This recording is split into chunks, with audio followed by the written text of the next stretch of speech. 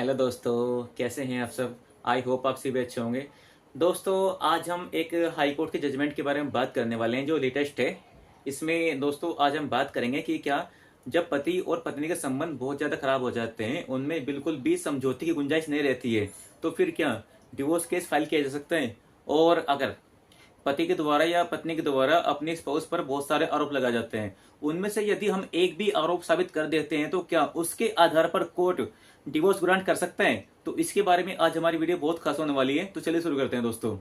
देखिए दोस्तों, इस केस के फैक्ट ये थे कि शादी के बाद पति पत्नी कुछ टाइम के लिए साथ सही रहते हैं, बिल्कुल उनके संबंध बहुत अच्छे रहते हैं। लेकिन जैसे ही पत्नी गर्भवती होती है, गर्भवती होने के बाद में पत्नी का जो व्यवहार होता है पति के प्रति बहुत ज्यादा खराब हो जाता है, और पत्नी अपने पति के साथ और पति के परिवार वालों के साथ भी बहुत गंदा बिहेव करती है और उसके प्रति मारपीट और डेली लड़ाई झगड़ा करती है।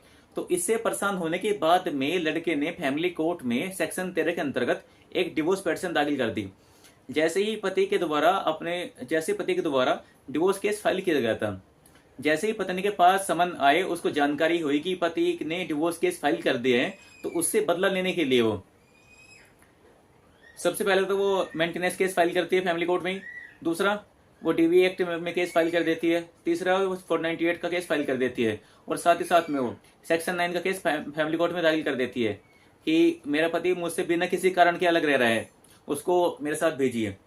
तो ये पहले करते उसने डिवोर्स केस फाइल करने के बाद में बहुत सारे केस फाइल कर दिए। इसके बाद में होता क्या है, दोनों केस सेक्शन 9 और जो डिवोर्स केस फाइल किया था दोनों फैमिली कोर्ट में चलते हैं। उसके बाद फिर क्या होता है, जैसे ही लड़के ने आरोप लगाए थे कि मेरी पत्नी मेरे प्रति क्रूरता करती है, यानी क्रूरता के आधार पर और परित्याग के आधार पर, कि हम दोनों 2 साल से अलग रह रहे हैं, इसके आधार पर जो पति ने डिवोर्स केस फाइल किया था वो खारिज कर देगा। लेकिन कोर्ट ने एक बात मान ली कि हाँ, हम मानते हैं कि आपकी प्रति क्रूरता हो रही है। जो क्रूरल्टी के आरोप थे बिल्कुल सही माने और ये साबित मान लिया कि हाँ क्रूरता हो रही है, लेकिन फिर भी उसकी डिवोर्स पिटीशन खारिज कर दी गई। वहीं दूसरी ओर जो पत्नी के द्वारा जो सेक्शन 9 का केस फाइल किया गया था उसको स्वीकार कर लिया गया, यानी सेक्शन 9 की जो डिग्री थी वो स्वीकार कर ली, लेकिन वहीं दूसरी ओर उसका डिवोर्स केस खारिज कर दिया गया। तो इसके आधार पर फिर दोस्तों क्या होता है, लड़के ने परेशान होने के बाद में हाई कोर्ट में एक फर्स्ट अपील दाखिल करी। फर्स्ट अपील में इसने सारे फैक्ट कोर्ट बताए।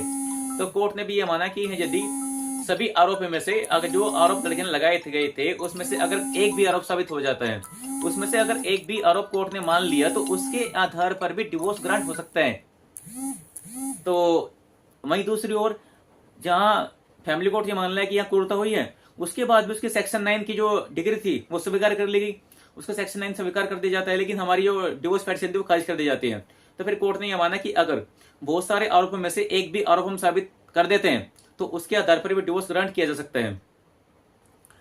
तो ये जरूरी नहीं है कि सभी आरोप साबित करने पड़ेंगे, अगर हम एक भी आरोप साबित कर देते हैं तो उसके आधार पर भी डिवोर्स ग्रांट किया जा सकता है। वहीं दूसरी ओर अगर क्रूरता का साबित हो रही है तो सेक्शन 9 का कोई औचित्य नहीं है कि हम साथ भेजें इसको। तो दोस्तों, अगर आपके साथ भी ऐसा हो रहा है तो आप भी डिवोर्स ले सकते हैं दोस्तों। तो अगर दोस्तों आपको अगर इस जजमेंट का लिंक चाहिए तो आप अपने फोन की स्क्रीन पर देख सकते हैं। तो दोस्तों, प्रयास आप ये कीजिएगा कि यदि आपके बीच में कोई छोटी मोटी लड़ाई झगड़ा होता है तो उसको घर पे सुलझा लीजिए, डिवोर्स केस मत फाइल करिए, क्योंकि डिवोर्स केस फाइल करने के भी कुछ नुकसान होते हैं। जैसे कि अगर आप डिवोर्स केस फाइल करेंगे तो पत्नी आपके ऊपर बहुत सारे केस करने वाली है, जैसे 125 हुआ, डीवी एक्ट हुआ, या 498 हुआ, या फिर धारा 24 लगा सकते हो उसे केस में। और अगर आप दोनों के बीच में कुछ समझौते की गुंजाइश होती है तो पहले वो ट्राई कीजिएगा, क्योंकि डिवोर्स केस फाइल करने के बाद में समझौते गुंजाइश बिल्कुल ना के बराबर हो जाती है, और कहीं ना कहीं दूसरा पक्ष ये मान लेता है कि बिल्कुल अब तो डिवोर्स ही होकर रहेगा। तो अगर आप प्रयास ये कीजिएगा कि आपका ऐसे ही काम चल जाए तो अच्छी बात है, आपको कोर्ट में ना आना पड़े। तो दोस्तों, अगर आपके साथ भी ऐसा हो रहा है तो आप इस जजमेंट के माध्यम से डिवोर्स ले सकते हैं। तो दोस्तों, अगर आपको मेरी ये वीडियो अच्छी लगी तो कृपया मेरे चैनल को सब्सक्राइब कीजिए और वीडियो को लाइक कीजिए। धन्यवाद दोस्तों।